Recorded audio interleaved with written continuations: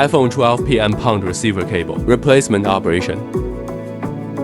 This is an iPhone 12 PM with iOS 18.1 system that automatically detects light and Face ID is not available.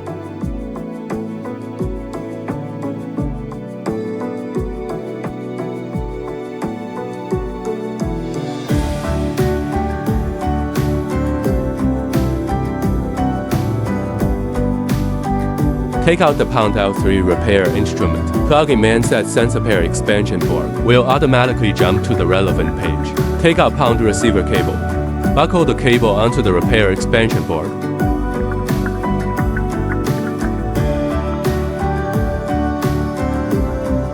Test display normal. Plug in the mobile phone data cable too. Connect the mobile phone. Test display bind.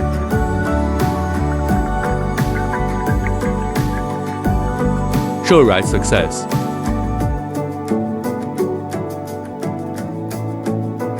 Detection display exists data. Turn off the phone and install the cable on the phone.